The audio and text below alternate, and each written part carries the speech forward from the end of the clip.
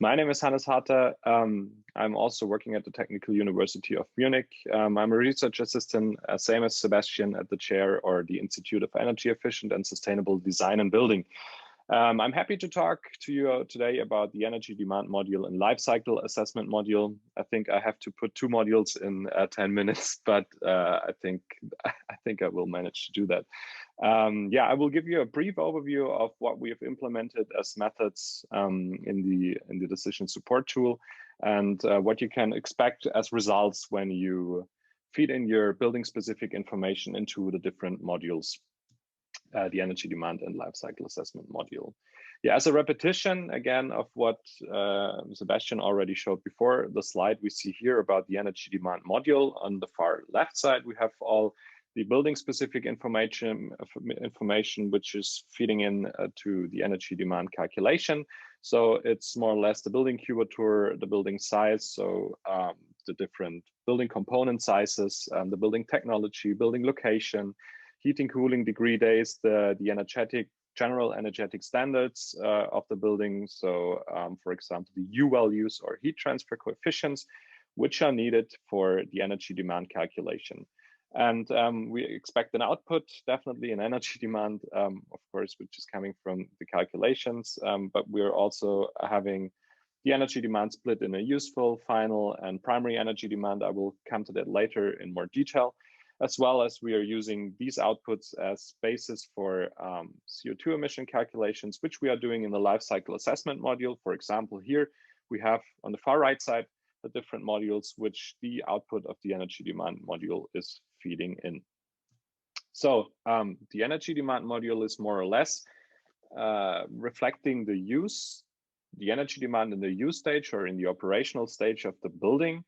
In this case, we are calculating an energy demand for heating, cooling, and domestic hot water as on an annual basis. So we have an annual energy demand, which we are calculating on a standard-based one-zone model. So we are using standard-based procedures and methods to set up a one-zone model, which allows us a very good calculation of the energy demand, even with less data input. So for example, the building cubature, as I said before, or the energetic building standard. And what we are getting out of these is the energy demand as useful, final, and primary energy demand. And we can use this information as for the calculation of the emissions.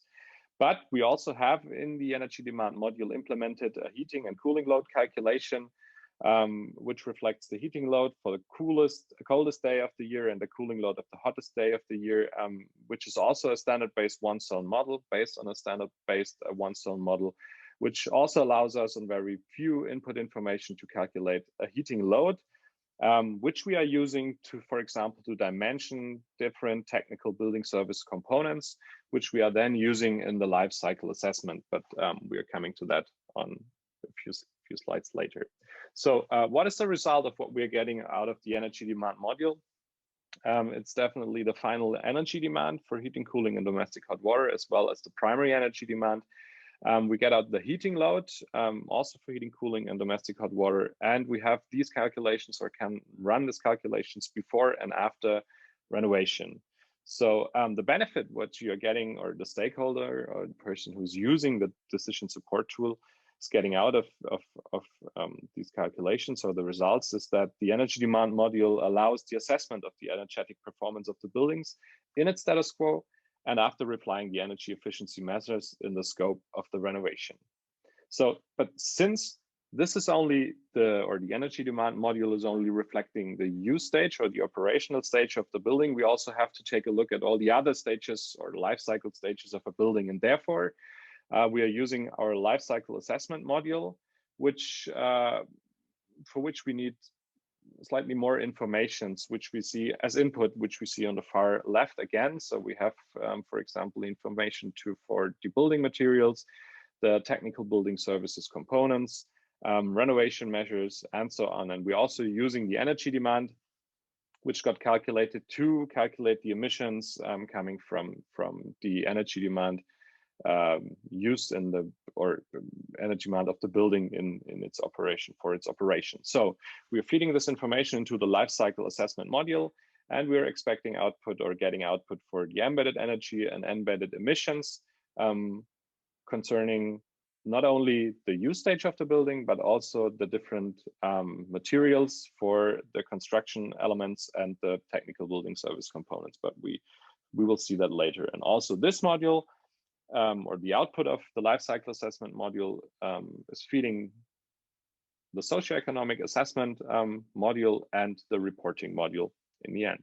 So that's the picture of what we've seen before in the for the energy demand module, but the life cycle of a building not only consists of the use stage and the energy used there, but it's also starting with the production of the different materials, for example, for reinforced concrete or for different components of the technical building service components, which are then constructed to the building itself. The building then is used, different materials or different components are exchanged during the use phase, which is also reflected in the life cycle assessment module. And then we have the end of life of the building. So we're tearing down the building, we are disposing different materials, or we are recycling and reusing different materials. And all this is covered in our life cycle assessment. And we see here that we have in the use stage, with that arrow going down, the blue arrow, we have the energetic input, but not only in the use stage, but also for the production, construction, end of life and recycling. And not only the energetic input, but also material resources that are going in. So, and with all resource input, we also we have emissions coming from these processes, and we are trying to map with the life cycle assessment. We are trying to map all of these material and material inputs and also the emission outputs. And we are doing this for the following components. So we're looking at one side at the structural building components. Therefore, we are, for example, looking at the construction materials, reinforced concrete, construction wood, and so on. And we also consider the insulation material, XPS, EPS, wood fibers, and so on. And beside the structural building components, we are looking at the technical building service components. And therefore, we are looking at heat generators, for example, heat storage tanks, the distribution system, and the transfer system. So for these to assess the energy demands and the emissions for the production of these materials or components for their use or exchange and their disposal in the end of the life cycle, we are using generic data sets which we source from the EERAdata database, which is a freely available LCA database in Germany. And we also did research on that topic because there are different databases around there, also in Europe, which are mostly not freely available. So we took the EERAdata database and set our generic database up on this. And we also did, in the case of the life cycle assessment and energy demand calculation module, a sensitivity analysis, which has shown that if we are varying parameters from different databases, there is no real effect on the variation of the outcomes. So yeah, the basic database we set up for the life cycle assessment for all of these components, which we see here, is the EERAdata database. But if you have questions on that, we can clarify this later. What do we get in the end? So we get the life cycle based emissions reflected by the global warming potential in CO2 equivalents. We get the life cycle based primary energy demand from non-renewable resources and from renewable resources. So this allows us, or the life cycle assessment module allows us, the life cycle based assessment of the energetic and ecological performance of the buildings and the energy efficiency measures in the scope of the renovation. So we are trying to cover the whole life cycle of the building and map all the emissions and or primary energy and material resources input into the different life cycle stages of a building, but also the emissions resulting from that.